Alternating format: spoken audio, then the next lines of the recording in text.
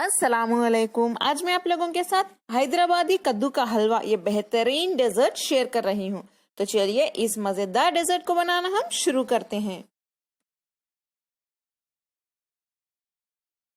हैदराबादी कद्दू का हलवा बनाने के लिए हमें चाहिए कद्दू। यहाँ पे मैंने एक मीडियम साइज का कद्दू लिया था।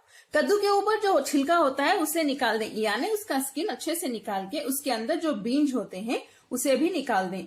निकालने के बाद इसे ग्रेटर की मदद से देखिए इस तरह से ग्रेट करके रख लें। इसे इस तरह से ग्रेट करने के बाद देखिए इसमें बहुत सारा पानी होता है, इसे हम अच्छे से प्रेस करके निकाल देंगे। देखिए देखिए कितना पानी निकल रहा है। इसे प्रेस करते जाइए और निकालते जाइए।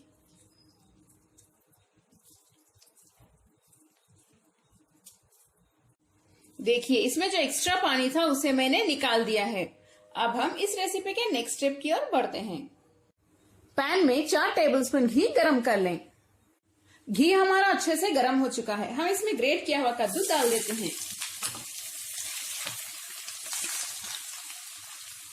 कद्दू डालने के बाद हम घी के साथ इसे अच्छे से भून लेते हैं। फ्लेम को मीडियम पे रख के भूनिए। कद्दू को मैंने मीडियम फ्लेम पे 5 मिनट तक अच्छे से भून लिया है। नेक्स्ट हम इसमें आधा लीटर दूध डाल देते हैं।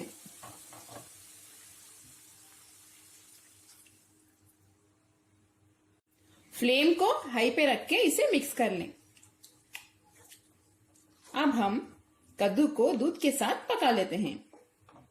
जैसे ही ये पकना स्टार्ट हो जाए फ्लेम को लो पे रख दें और लो फ्लेम पे हम कद्दू को दूध के साथ गलाएंगे। इसके लिए 10 से 15 मिनट लगेगा। बीच बीच में आप चेक करते रहिए।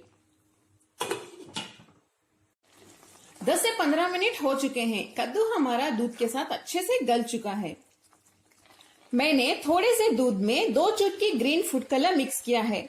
जो शादियों में यानी हैदराबादी शादियों में बनाते हैं कद्दू का हलवा, उसमें भी ये थोड़ा सा मिक्स करते हैं। वही कलर लाने के लिए मैं इसे ऐड कर रही हूँ। ये कम्प्लीटली ऑप्शनल है, आप चाहें तो ऐड करें या स्किप भी कर सकते हैं, लेकिन इससे बहुत अच्छा कलर आएगा हमारे हलवे में। इसे अच्छे से मिक्स करने के बाद हम इसमें डालेंगे 150 ग्राम यानी 150 ग्राम खोआ, या आप इसे खोया भी कहते हैं, यानी मावा। इसे भी मिक्स कर लें।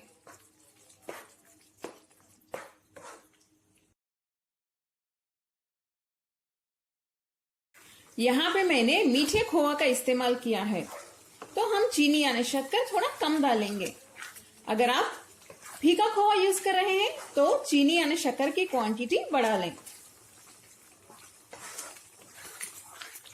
इसको भी हम अच्छे से मिक्स कर लेते हैं, ये थोड़ा सा ड्राई होने तक। खोआ को अच्छे से मिक्स करने के बाद हम इसमें शक्कर डाल देते हैं। यहाँ पे मैं 100 ग्राम शक्कर डाल रही हूँ। इसे भी मिक्स कर लें। जब शक्कर हलवे में अच्छे से मिक्स हो जाएगी यानी मेल्ट हो जाएगी, तब आप चख के देख लें। अगर आपको फीका लगा तो आप एक्स्ट्रा शक्कर डाल सकते हैं। क्योंकि यहाँ पे खोआ मीठा है इसीलिए मैंने सिर्फ 100 ग्राम शक्कर ही डाला है। आधा टीस्पून इलायची पाउडर डाल दें, ये अच्छी खुशबू के लिए है। इसे भी मिक्स कर लें। हम इसे ऐसे ही मीडियम फ्लेम पे मिक्स करते हुए पकाएंगे। मैं इसमें 1/4 टीस्पून वेनिला एसेंस भी डाल रही हूँ। मुझे इसकी खुशबू बहुत अच्छी लगती है इसीलिए मैं ऐड कर रही हूँ। अगर आपको नहीं पसंद तो आप इसे स्किप भी कर सकते हैं, ये इंपॉर्टेंट नहीं है। इसे मिक्स कर लें। इसकी कंसिस्टेंसी हलवे की आनी चाहिए, तब तक इसे हम ऐसे ही मीडियम फ्लेम पे पकाते रहेंगे। शक्कर तो हमारी अच्छे से घुल चुकी है।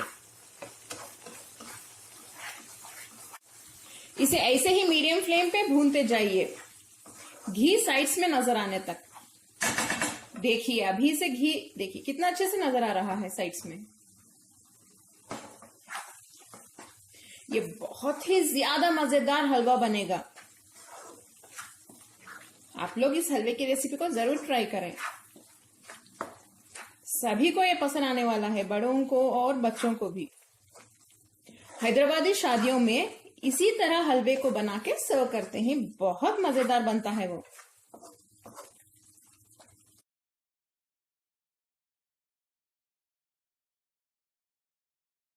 मजेदार हैदराबादी कद्दू का हलवा हमारा तैयार है। देखिए कितने अच्छे से पक चुका है ये। मैंने इसे अच्छे से भुना है। आप जितना इसे भुनेंगे उतना ही ये टेस्टी बनेगा।